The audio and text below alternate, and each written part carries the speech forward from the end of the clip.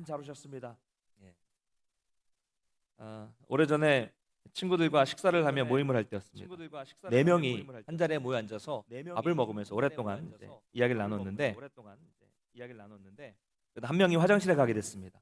그 사람이 그 친구가 자리를 뜨자마자 나머지 세 사람이 그 자리를 뜬 친구의 험담을 하기 시작합니다. 야, 쟤는 뭐 이렇게 식탐이 많냐? 쟤 때문에 우리까지 급하게 먹다가 다 체하겠다. 이렇게 이야기를 하는 거예요. 돈이 많지 않았던 20대 초반의 그 나이였기 때문에 이 부분에 좀 민감했던 거예요. 물론 뭐 장난도 섞여 있는 거겠죠. 그 친구가 딱 돌아오니까 아무 일도 없었다는 듯이 다른 주제로 또 이야기를 합니다. 잠시 후에 다른 친구가 또 급하게 화장실을 갑니다. 근데 이번에는 또 그 친구의 험담을 하기 시작합니다. 야, 저놈은 대학 가더니 사람이 변했어. 얼마나 지났다고 저렇게 변했냐? 뭐 이러면서 이 얘기를 하는 거죠. 그 화장실 갔던 친구는 뭔가 찜찜한 분위기를 느끼면서 또 자리로 앉았습니다. 잠시 후 또 다른 친구가 이제 화장실을 가려 했습니다. 가기 전에 그 친구는 웃으면서 이렇게 말하는 거예요. 야, 나 화장실 간 사이에 내 얘기하기 없기다. 뭐 이렇게 하고 화장실을 갔습니다. 또 아니나 다를까 나머지 셋은 그 친구의 험담을 하기 시작했습니다. 그리고 그날 저는 결국 화장실을 가지 못했습니다. 물론 아주 친한 친구들끼리의 이야기지만 우리가 이렇다는 거예요. 단적으로 보여드리는 그런 예입니다. 다른 사람에 대한 이야기, 다른 사람에 대한 험담, 이런 것들은 평소에 우리가 자주 입에 달고 자주 주변에서 목격하는 그런 경우이기도 합니다. 여러분, 비판이 뭐예요? 비판은 사전적인 의미로는 그렇게 나쁜 의미는 아닙니다. 사물의 옳고 그름을 가리어 판단하거나 밝히는 것, 이게 의미예요. 그 단어의 의미입니다. 그 비판은 꼭 필요하죠. 특별히 신앙인들은요, 세상의 문화를 그냥 받아들이면 안 돼요. 그렇죠? 기독교 시각으로, 기독교 세계관으로 성경이라는 아까 말씀드렸죠, 교리라는 이 틀을 가지고 그 틀 속에서 비판적으로 볼 필요가 있습니다. 그러나 우리가 하는 대부분의 비판은 방금 말씀드린 것과 같은 그냥 의미 없는 험담, 즉 깎아내리고 무너뜨리고. 여러분, 사람 얘기, 남 얘기하는 게 제일 재밌으시죠? 제 친구들도, 오랜 친구들도 만나서 맨날 모여서 옛날에 있었던 그 얘기를 또 하고 그 사람 험담을 해도 또 모이면 그 얘기를 또 하게 되고 또 하게 되고 또 하게 됩니다. 그만큼 재밌고 중독성이 있고 이런 게 있기 때문에. 근데 이게 문제가 되는 것이죠, 사실은. 근데 우리는 어렸을 때부터 주로 판단을 받는 위치에 있어 왔습니다. 그럼 언제 그랬습니까? 학창 시절 어떠셨어요? 국민학교 때. 예. 저도 국민학교를 다녔는데, 초등학교 그리고 중학교, 고등학교 때 여러분의 부모님은 본인의 인생을 먼저 사셨던 경험과 또 그 많은 연륜에 따라서 그 기준으로 여러분들의, 우리들의 자녀들의 옳고 그름을 판단해 주셨습니다. 이렇게 해, 저렇게 해, 안 돼. 이게 뭐로 나타납니까? 우리가 가장 듣기 싫어했던 잔소리. 예, 잔소리. 공부 좀 하려고 이제 마음을 탁 잡고 앉아 있는데 공부 좀 해라, 얘야. 그러면 정말 나는 공부를 하려고 하고 있었는데 그 잔소리를 들으면 갑자기 공부할 마음이 싹 사라지는, 핑계도 좋죠. 예, 싹 사라집니다. 그러니까 이 잔소리도 일종의 비판이에요. 비판입니다. 이거 좀 분석해 보면, 너는 왜 공부를 그렇게 안 하니? 지금 너의 그 공부를 안 하는 태도는 앞으로 너의 인생과 입시에 큰 영향을 미치기 때문에 엄마가 생각할 때는, 아빠가 생각할 때는 너는 지금 하던 일을 멈추고 공부를 해야 한다라는 판단을 하는 것이죠. 일종의 비판입니다. 여러분, 어머니들은 평균적으로 잔소리를 10번 하면 칭찬은 한 번 한다라고 합니다. 이게 예전에 과거에 실제로 어느 기관에서 조사한 통계 수치예요. 10번 잔소리하면 칭찬 한 번. 참 칭찬이 박하시죠. 어머니들, 예, 어머니들, 예, 칭찬 잘 안 하시죠? 대부분 하는 잔소리는 비슷해요. 공부해라, 좀 먹어라, 잘 좀 먹어라, 게임 좀 그만해라, 그만 좀 놀아라, 뭐 이런 거잖아요.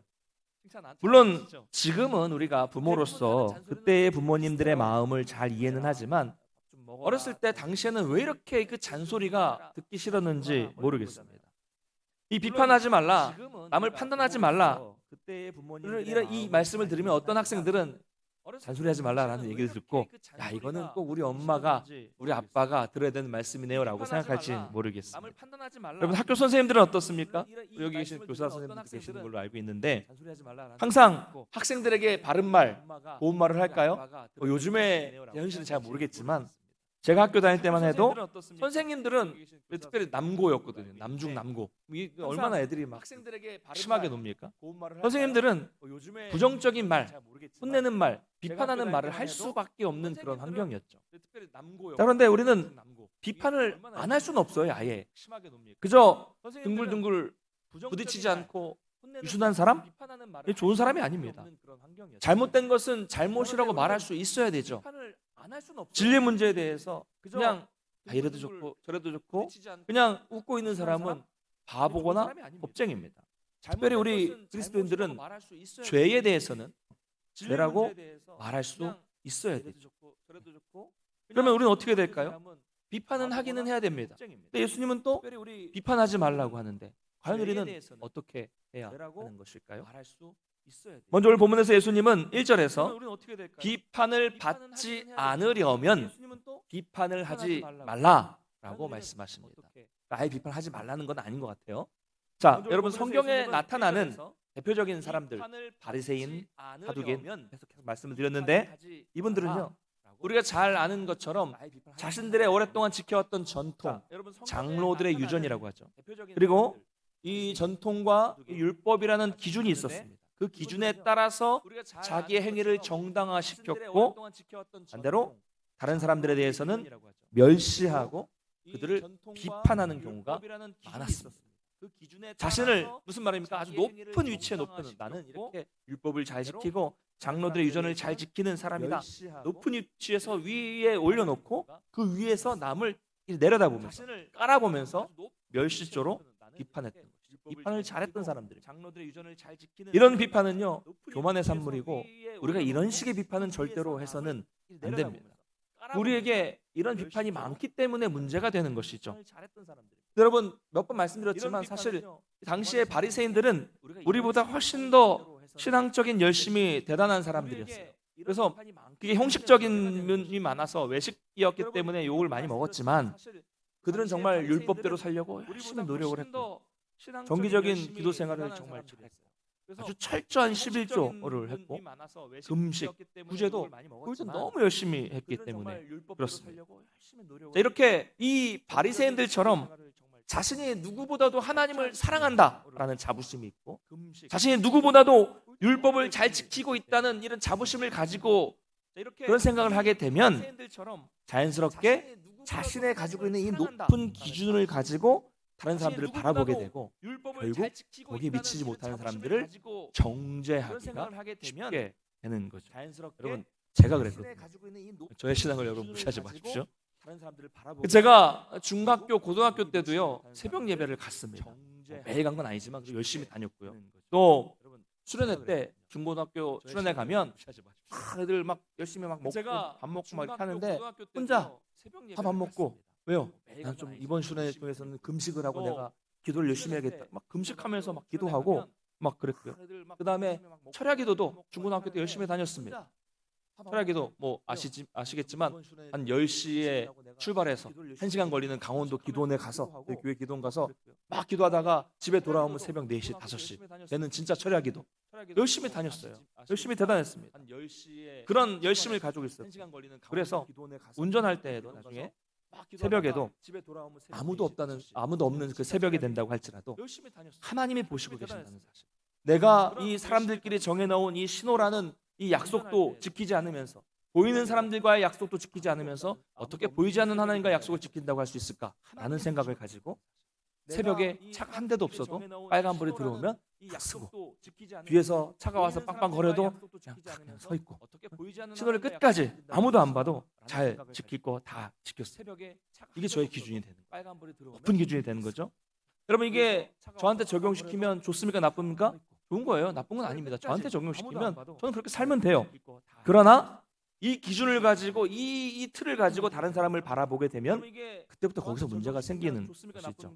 힘들어지는 겁니다. 신호를 막 위반하는 사람들을 보면 정지하게도 아직도 막 속에 그런 게 약간 남아 있어요. 그래서 막 가다가 앞에서 깜빡이를 안 켜고 갑자기 좌회전 확 하면 이러고 막 이런 게 있어요. 막 앞에서 신호 위반하고 그러면 정지하게 됩니다. 그리고 신앙이 더 연약한 사람들이 따라오는 것을 기다려주지 못하는 그런 모습이 있죠. 그게 결국 뭘로 나옵니까? 말로 나오는 거죠. 비판으로 나오는 거죠. 야, 교회 다닌다는 사람이 신호를 위반을 해? 집사님하고 운전하는 집사님 운전하시는데 옆에 딱 타고 있다가 빨간불이 샥 가면은 그 안수 집사가 신호를 위반하네? 속으로 네. 법을 저렇게 안 지켜? 속으로 이런 판단을 하는 거죠. 그리고 이 문제가 뭐냐면 그분의 그 한 면만 바라보면서 그 사람의 신앙 전체를 판단하게 되는 거예요. 속으로 그 사람은 말로는 열정이 있는 사람처럼 신앙이 있는 사람처럼 말하지만 실제로는 요거 운전하는 하나 하는 것만 봐도 알아. 그 사람은 신앙이 안 좋은 사람이야. 신앙이 이 정도야 라고 판단을 하게 되는 거죠. 여러분 그게 상대방이 나중에 느껴지게 되죠. 그 사람도 힘들지만 더 힘든 거는요. 그 모습을 보는 제가 힘들어요. 제가 힘들어지는 이 정도야. 왜 판단을 하게 되는 거죠. 제가 너무 힘들어져요. 이게 여러분 언제 고쳐졌냐면요. 지금은 안 그러니까 여러분 안심하십시오. 네. 언제 고쳐졌냐면 나중에 저를 보니까 알겠더라고요. 저를 보니까 저는 엄격하게 아주 잘 지키는 거 분명히 있었어요. 여러 부분에 있었습니다.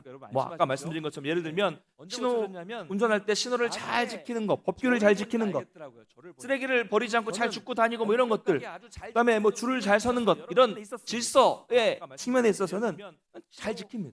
잘 지켰어요. 당연한 거죠. 여러분 잘 아시죠? 저만 그런 거 아니고 잘 아시죠? 자, 그런데 2000년대 초반이었는데 당시에 저는 그런 건 다 잘 지킨다고 하면서 MP3 아시죠? 이 음악 파일. 요즘에는 이제 그렇게 안 하는데 요즘에는 옛날에는 뭐 하나 프로그램을 통해서 뭐 소리 뭐 이런 프로그램이 있었어요. 거기 해가지고 이제 하나씩 밤새도록 막 받아가지고 막 200기가 막 이렇게 막 여러 가지를 불법으로 다운 받아서 듣고 있는 저의 모습을 깨닫게 된 거죠. 물론 지금은 이제 다 결제해서 듣습니다. 근데 어쨌든 이 부분에 있어서 내가 철저하게 하나님의 뜻에 따라 잘 살겠다라고 했지만 다른 쪽을 보니까 이게 별거 아니라고 생각했지만 불법으로 행동을 하는 저의 모습을 발견하면서 저의 약한 부분을 보면서 잘 살겠다라고 나도 똑같았구나. 그분도 그럴 수 있구나. 제 모습을 깨닫게 되면서 다른 사람을 판단하고 비판하지 않게 된 겁니다. 여러분 사람은 다 그래요. 자기는 의로운 것 같이 말하지만 사실 속에서는 썩은 내가 풀풀 나고 있는 것이 우리 인간의 모습이죠. 여러분 한쪽은 그분이 잘 지키고 의로울 수 있습니다. 그러나 다른 쪽은 못 지킵니다. 그런 부분이 있어요. 다 못 지킵니다. 그게 인간이에요. 여러분 옆에 계신 분 한번 보시겠습니다. 보세요. 보시면서 고개를 끄덕이면서 한번 따라해 볼까요? 그럴 수 있구나. 한번 해보겠습니다. 그런 부분이 있어요. 다 못 지킵니다. 여러분 목사가 어떻게 그래? 여러분 같이 한번 해볼까요? 그럴 수 있구나. 따라해볼까요? 안 돼요, 여러분? 그럴 수 있구나. 장로가, 권사가 어떻게 그럴 수 있어? 여러분 같이 해볼까요? 목사가 어떻게 그래? 그럴 수? 같이 한번 해볼까요? 교회가 어떻게 그럴 수 있어? 다시 한번 같이 해볼까요? 그럴 수 장로가, 왜요? 권사가 어떻게 그럴 수 있어? 모여 있으니까. 같이 해볼까요? 그렇죠. 할렐루야. 여러분 우리의 마음에 이런 상대방을 향한 이런 여유가 있어야 우리의 심령이 무너지지 않고 우리의 심령도 살 수 있는 겁니다. 할렐루야. 그럼 초신자들을 만나보면 그런 말씀들을 많이 하세요. 교회의 모습을 보니까 나는 차라리 교회 안 다니고 난 착하게 살겠습니다 라고 말하는데 그런 부분도 이런 부분에서 걸리는 거죠. 그러나 좀 더 여유를 갖고 그럴 수 있다라는 마음을 가질 때 우리가 신앙생활도 여유 있게 할 수 있는 겁니다. 여러분 왜 이 말씀 드립니까? 사람은 누구나 몇 번 말씀드렸지만 자신의 모습에 대해서는 웬만한 것들은 그냥 넘어갑니다. 나는 다 사정이 있고 나는 다 이유가 있고 나는 늘 잘 지켜왔는데 나는 원래 그런 사람이 아니었는데 이번에는 어쩔 수 없는 것이다 라는 합리화죠. 그러나 다른 사람들을 볼 때 오늘 말씀하고 비슷하지만 아주 작은 것도 현미경으로 보는 것처럼 아주 시시콜콜한 것들까지 다 잡아내는 것이 인간의 본성입니다. 아마 여러분도 비슷할 겁니다. 여러분 그런데 중요한 점은요. 사실 이런 태도, 남의 모습을 보면서 비판하고 현미경을 보는 것처럼 시시콜콜한 거 다 잡아내는 그런 태도는 사실 신앙이 좋은 사람들, 열정이 있는 사람들에게서나 찾아볼 수 있다는 거죠. 그렇죠? 그냥 주일날 한번 예배 드린 것으로 일주일을 살아가고 그냥 누가 뭐라고 해도 신경 안 쓰고 교회 목사가 바뀌든 뭐 교회 리모델링을 하든 무슨 행사가 있든 뭐 구역장이 누군지 중직장이가 누군지 관심 없는 분들은요 그런 것들에 관심이 없다 보니까 비판도 하지 않아요. 그런데 교회에 열심히 있고 신앙에 열심히 있는 사람들이 이런 태도가 생긴다는 거예요. 예를 들어 보겠습니다. 어떤 사람이 새벽 기도를 나가기 시작했다고 한번 가정해 보겠습니다. 전에는 안 나갔지만 새벽 기도를 나가기 시작한 거예요. 처음에는 이 막 새벽 기도 5시 올라면 4시 반에는 일어나야 되고요. 힘들어요. 힘들었지만 일찍 일어나서 기도하고 말씀 보니까 참 좋은 겁니다. 그래서 감사와 감격으로 하루를 시작하게 되고 일찍 일어나서 또 새벽 기도 끝나고 산책도 하고 생활해 보니까 하루가 너무 길어져서 참 좋다 이렇게 생각을 한 거죠. 그 인생에 새로운 세계가 열린 겁니다. 그러다가 열심히 다니다가 하루 이틀 못 가게 되는 날이 있겠죠. 근데 그분이 마음이 왠지 찝찝해지고 또 반성하게 되고 내가 새벽 기도도 못 가? 자신을 비판하게 되는 거죠. 그러나 그 비판을 곧 합리화시킵니다. 피곤하니까 어제 늦게 잤으니까 요즘 스트레스를 많이 받았으니까 공부 집중해서 했으니까 이런 식으로 합리화를 시킵니다. 여러분 이 정도 그럴 수 있어요. 그렇죠? 아까 했죠? 그럴 수 있다. 이러면 쉽게 넘어갈 수 있는 거죠. 그런데 나중에는 이게 이 자신에 대한 비판이 나를 넘어서서 시간이 지나면서 다른 사람을 향해서 비판을 하게 되는 것이 문제입니다. 이런 거죠. 우리 교회 누구누구는 내가 새벽 기도를 나가봤더니 새벽 기도를 안 나오더라. 이렇게 되는 거예요. 어떻게 기도도 안 하고 하루를 시작할 수 있느냐. 이런 비판으로부터 시작해서 우리 교회는 큐티 본문에 따라 설교를 한다고 하는데 큐티는 같은 건 알기는 하나 큐티는 하기는 하나 이런 비판이 생기는 거고요. 거기서 더 나아가서 나는 그냥 허리 집사고 나는 그냥 성도인데 보니까 우리 구역장님은 안 보여. 우리 권찰님은 안 보여. 아유 뭐 집사님도 안 보이고 장님도 안 보이시네. 이런 말. 그리고 또 심각해지면 어떻게 얘기하냐면요. 새벽 기도도 안 나오는 사람은 제 집에서 말도 하지 마라. 당에서 말도 하지 마라. 교회에서 말도 하지 마라. 여러분 이게 제가 지어낸 얘기가 아니라 계속 교회를 다니면서 많은 분들에게 직접 들었던 이야기들입니다. 이런 얘기들을 하시는 거죠. 새벽 기도도 안 나오는 사람은 제 집에서 말도 여러분 이러면서 그 마음속에 파괴적인 비판이 자리를 잡게 되는 것입니다. 여러분 차라리 새벽 기도를 시작 안 했으면 그 사람에게 이런 일도 안 생겼을 거예요. 그렇죠? 이럴 때 고개를 끄덕끄덕 하시면서 목사님 저는 그래서 아예 새벽 예배 안 나오잖아요. 여러분 이러시면 안 됩니다. 하지 말라는 얘기가 아니죠.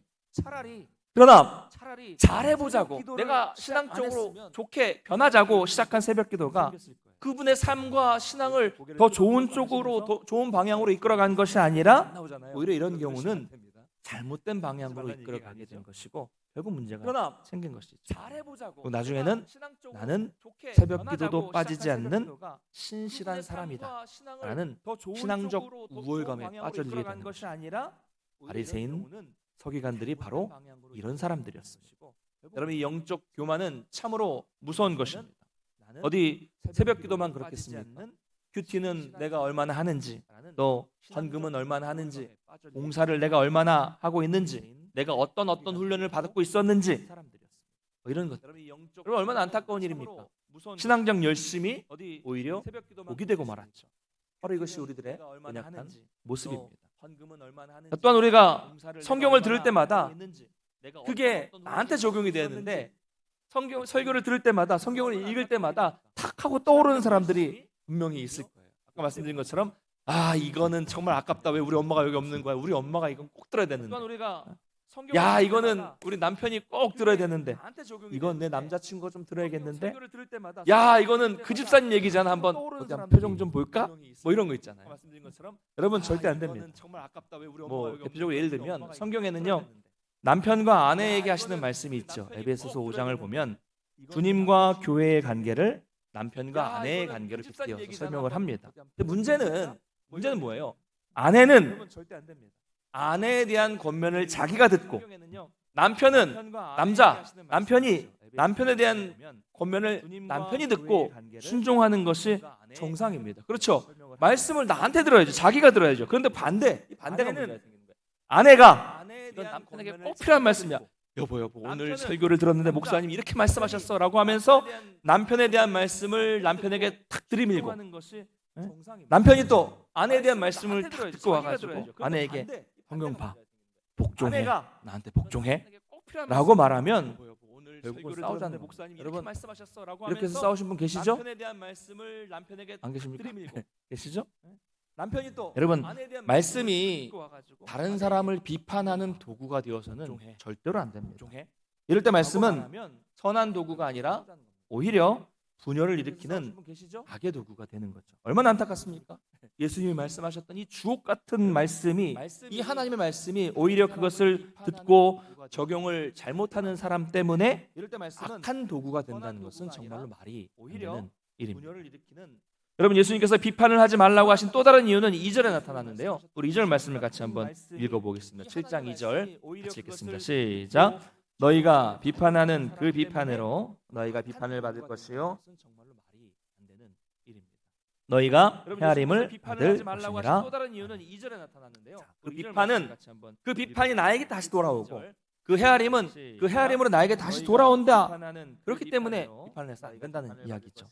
마치 부메랑처럼 내가 뱉어낸 말이 그 비판이 나에게로 반드시 돌아오게 됩니다. 그런데 문제는 뭐냐면 그 문제는 사람의 비판만 나한테 돌아오는 것이 아니라는 거죠.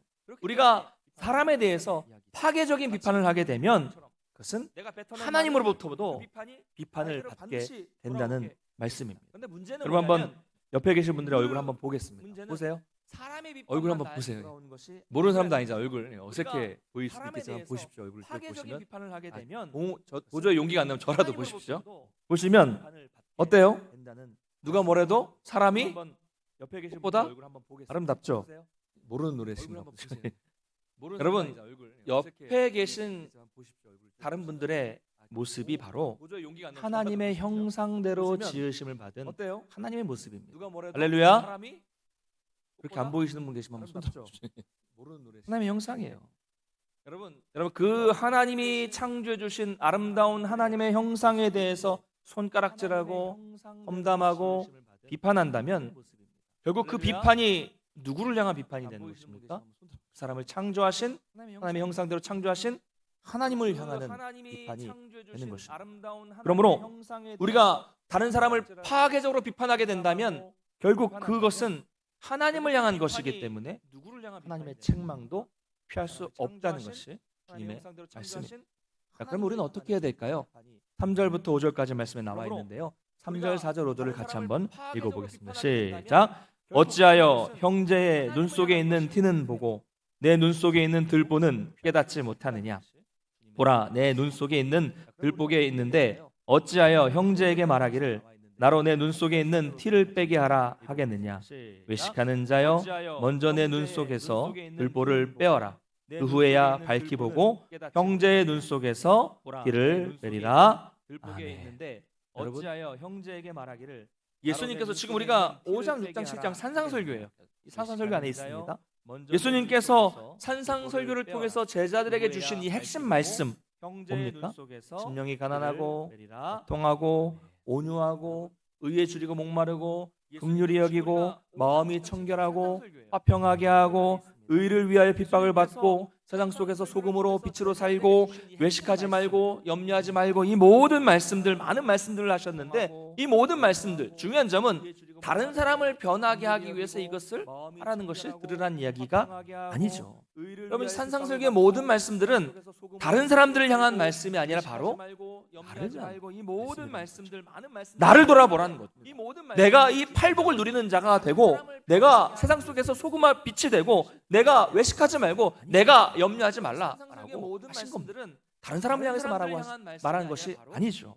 그러므로 우리는 먼저 내 눈 안에 있는 나를 돌아보라는 겁니다. 들보가 뭐예요? 대들보 아시죠? 눈에 들어갈 수 없는 거대한 기둥입니다. 비유적인 표현이에요. 그만큼 나한테는 정말 대들보 같은 엄청난 이런 문제가, 커다란 문제가 내 속에 있는데 자기는 그걸 인식하지 못하고 교만함 속에서 남의 눈에 있는 그 보이지도 않는 티를 마치 현미경으로 보는 것처럼 잡아낸다는 거죠. 그만큼 문제라는 겁니다. 여러분, 좀 더 심각하게 말하자면 다른 사람을 티를 빼고자 비판하는 사람은 자기를 정당화하고 다른 사람을 정죄하기 때문에 이건 죄가 되는 것입니다. 무슨 말입니까? 정죄는 누구만 할 수 있어요? 하나님만 하실 수 있는 거잖아요. 하나님의 자리에 자기가 올라가서 다른 사람을 정죄한다는 것은 결코 작은 죄가 아닙니다. 여러분, 인간이 하나님의 자리에 올라간다는 것은 단순한 교만이 아니라 그건 불신앙이죠. 하나님을 대적하는 것이죠. 여러분, 복음의 근본은 뭐예요? 복음의 전제는 뭡니까? 낮아짐이죠. 내가 연약하다는 것을 깨닫는 것이죠. 내가 죄인이라는 것을 깨닫고 저 밑바닥에서 내가 낮아져서 그것을 인정하고 하나님의 은혜를 구하는 것이 복음의 전제입니다. 할렐루야. 내가 낮아지는 겁니다. 그러나 비판하는 사람은 반대예요. 내 죄를 깨닫지 못하고 내가 높아져서 하나님의 자리로 올라가는 것입니다. 그러므로 우리는 먼저 나의 죄를 깨닫고 하나님의 은혜를 구하는 그것을 고칠 필요가 있습니다. 내 죄, 내 속에는 엄청난 그 들보를 제거해야 오늘 말씀처럼 그 후에야 남의 티를 볼 수 있는 것이죠. 자, 그런데 중요한 점은요, 우리가 비판은 피할 수 없어요. 해야 되는 경우가 있습니다. 그러나 할 때는 하더라도 부당한 비판, 죽이는 비판을 해서는 안 된다는 점이 중요합니다. 여러분, 부당한 비판은 어떤 것이 있습니까? 먼저 정치적인 행동에 의한 비판이 있습니다. 이게 무슨 진짜 정치 그런 게 아니라 많은 사람들이 옳다고 하니까 아무런 생각 없이 비판하지 않고 그냥 동의하고 그냥 같이 그냥 그 흐름에 따라가서 비판하는 거죠. 일명 우리가 군중심리라고 말을 하죠. 그런 식으로 예수님이 돌아가셨고 그 군중심리 때문에 스데반이 순교를 당한 것입니다. 정치적인 행동에 의한 비판 우리가 하지 말아야 되고요. 또한 추측과 짐작에 의한 비판이 있습니다. 우리가 공동체 안에서 많이 있을 수 있는 거죠. 일명 말씀드린 것처럼 카더라 통신, 아시죠? 누가 돈 받았다 카더라, 누가 문제가 있다 카더라. 또한 그다음 꼭 붙는 게 뭐예요? 아님 말고 이런 거죠. 여러분, 이것 때문에 무너지는 수많은 공동체를 봤습니다. 무서운 거죠. 또한 위선적인 비판도 있습니다. 나를 좋게 보이기 위해서 다른 사람을 깎아내리는 거죠. 이건 정말 위험한 비판이죠. 그래서 상대적으로 내가 그 사람보다 더 나은 사람으로 비춰지게끔 만드는 그런 비판이 있고요. 마지막 네 번째는 남의 말을 듣고 하는 비판이죠. 그게 사실인지 아닌지도 모르고 그냥 하는 거죠. 소문이 그래서 무섭습니다. 실제로 많은 교회들이 이런 소문들, 이런 말도 안 되는 비판 때문에 몸살을 앓고 있고요. 그러므로 우리 교회도 또 여러분이 속한 공동체가 어느 곳이 되었든 간에 이런 식의 부당한 비판을 해서는 절대로 안 됩니다. 그래서 무섭습니다. 자, 또 하지 말아야 될 것이 있습니다. 그 6절 말씀을 한번 읽겠습니다. 6절 같이 읽겠습니다. 시작. 거룩한 것을 개에게 주지 말며. 또 여러분이 속한 공동체가 어느 곳이 되었든 간에 이런 식의 부당한 비판을 해서는 너희를 찢어 상하게 할까 염려하라. 또 하지 말아야 될 것이 있습니다. 비판 이야기하다가 갑자기 좀 뜬금없는 이야기가 나오는 것 같죠. 개, 돼지. 개에게 주지 말며. 이런 표현을 좀 조심해야 될 것 같은데 요즘에는 이게 긍정적인 의미가 아니에요. 유대인들에게 있어서도. 개는 뭐 우리에게 요즘에야 뭐 애완으로 많이 이렇게 많이 사람들이 비판 이야기하다가 반려견 이렇게 하지만 유대인들에게는 더럽고 탐욕스러운 더러운 똥개를 얘기하는 겁니다. 그리고 돼지는 불결의 상징이었어요. 그러니까 이런 개와 돼지에게 거룩한 것을 보물을 던져줄 리가 없다는 거죠. 이 당연한 말씀을 왜 하셨을까요? 그래서 문맥에 따라 해석하자면 거룩한 것, 진주는 예수님께서 이 산상설교를 통해서 여태까지 말씀해 주셨던 귀한 말씀, 하나님의 뜻, 하나님의 말씀을 말하는 것입니다. 자, 개와 돼지는 예수님이 말씀하신 이 말씀의 가치를 무시하고 비난하는 사람들을 말하는 것입니다. 그러니까 그런 사람들에게 말씀을 들어도 이것을 깨닫지 못하고 비난하는 사람들에게 아무리 하나님의 아들이신 예수님이 그 주옥과 같은 보석과 같은 말씀을 전한다고 할지라도 정당하게 그들에게 말씀을 통해서 비판한다고 하더라도 그들은 그것을 무시하기 때문에 그런 당연히 사람들에게 받아들이지 말씀을 못한다는 들어도 거죠. 이것을 그런 깨닫지 자들에게는 말을 사람들에게 안 한 아무리 것만도 하나님의 아들이신 못하다라는 예수님이 말씀입니다. 그 주옥과 그러므로 같은 보석과 우리는 같은 말씀을 전한다고 받아들일 할지라도 준비가 되지 않은 정당하게 사람들에 그들에게 말씀을 대해서 통해서 비판한다고 이런 비판을 하더라도 할 필요가 그들은 그것을 없다는 무시하기 거죠. 때문에 들을 기가 없기 받아들이지 때문에 못한다는 못하는 것입니다.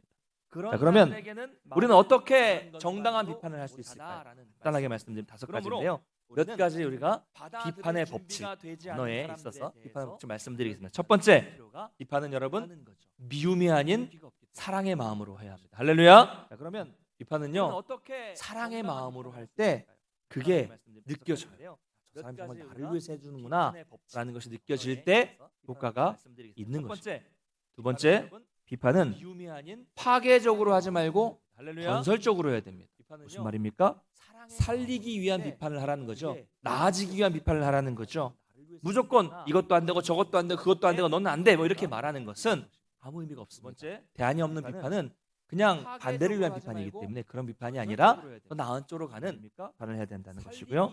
세 번째는요. 오늘 말씀처럼 비판의 기준을 무조건 이것도 안 되고 나에게 저것도 안 먼저 되고 그것도 안 되고 적용하라는 너는 안 돼, 뭐 이렇게 것입니다. 말하는 것은 내가 먼저 적용해야 되고 네 번째는 없는 비판은 중요한 그냥 것인데요. 반대를 위한 사람을 비판하지 말고 아니라 더 나은 문제를 쪽으로 비판하는 거죠. 너는 그래서 안 돼. 이게 아니라 세 번째는요. 그거는 그 말, 오늘 말씀처럼 그 안은 비판의 지금 네가 말한 것은 나에게 이래서 안 되지 않겠니? 하라는 이런 식으로 사람을 반대하면 여러분 네 결국 번째는 감정적인 대립으로밖에 이어지지 않습니다. 여러분 교회 분쟁이 생기면 처음에는 분명히 문제가 있어요. 뭐 돈 문제, 뭐 관계 문제 있어요. 이래서 그렇지 않습니까? 하다가 나중에 그 사람을 건드리면 문제는 뒤로 싹 빠지고 감정만 남아서 이 감정 싸움 하는 거는요 절대로 해결되지 않습니다. 해결이 안 돼요. 그러므로 사람을 비판하는 것이 아니라 문제를 비판해야 된다는 것이죠. 마지막 다섯 번째, 제일 중요한 건데 여러분 뒤에서 하지 말고 앞에서 하라. 할렐루야. 뒤에서 제 얘기하지 마시고 와서 물어보세요. 네. 여러분 뒤에서 무슨 말을 못 하겠습니까? 그러나 그 앞에서 대놓고 이야기를 하게 되면 더 부드럽게 더 인격적으로 할 수 있을 것이고요. 그래야 그것이 건전한 비판이 되고 더 나은 방향으로 나아갈 수 있는 것입니다. 그러더라도 중요한 것은 그럴 때라도 겸손한 마음으로 겸손하게 지혜롭게 해야 합니다. 어떤 비판이든 다른 사람들에게 드는 비판은 기분 좋은 일은 아니기 때문에 그렇다는 것이죠. 그럼 말씀을 맺겠습니다. 오늘 이 말씀은 예수님께서 우리 예수님의 제자된 우리들의 삶, 특별히 이 언어 생활과 비판에 대해 말씀을 하셨습니다. 분명히 기억할 점은 뭐냐면요, 여러분, 저와 여러분을 판단하는 것은 모든 판단은 사람이 할 것이 아니라는 거예요. 미스터 트롯 같은 이런 오디션 프로그램에서처럼 여러분들에 대해서 뭐 문자 투표로 결정하는 거 아니잖아요. 심사위원들과 뭐 청중평가단들에 의해서 여러분을 판단하는 것도 아니잖아요. 단 한 분, 우리의 최종 평가는 오직 우리 하나님만 하실 수 있다는 것을 여러분 믿으시기 바랍니다. 하나님의 형상인 형제 자매들을 평가하고 정죄하는 것은 내가 하나님의 자녀이다. 큰 죄예요. 여러분 기억하실 건요. 내 비판으로 상대방은 절대로 회개하지 않습니다. 여러분 잔소리로 사람은 절대 변화되지 않습니다. 꼭 기억하셔야 됩니다. 감정만 나빠지죠. 그리고 정당한 비판이라고 할지라도 저도 목사지만 말씀에 따라 아닌 모습 보여도 조심스러워. 정당한 비판이라고 할지라도 지혜롭게 겸손하게 해야 합니다. 그런데 그 전에 더 중요한 것은 뭐냐면 내가 먼저 그 말씀에 순종해서 내 속에 있는 들보를 빼기 위해서 부단하게 정말 몸부림치는 그런 노력, 그런 삶, 그런 모습을 가지고 기도하면서 변화가 되어야 됩니다. 여러분 그러면 무슨 일이 생기는지 아십니까? 나를 위해서 먼저 그 말씀을 적용하고 노력하면 다른 사람을 비판하고자 하는 마음이 바뀌게 될 거예요. 사라지게 될 거예요. 그래서 여러분 오히려 잘못은 저지른 사람이 분명히 있어요. 비판해야 될 수도 있습니다. 판단될 수 있습니다. 그러나 오히려 잘못을 저지른 사람에게 비판 대신 격려를 해주시고 그 사람을 도와주십시오. 기도하면서 정말 그런 처지까지 가게 된 그 영혼을 불쌍히 여기시면서 정말 간절하게 기도해 주십니다. 그게 성도인 우리가 해야 할 일.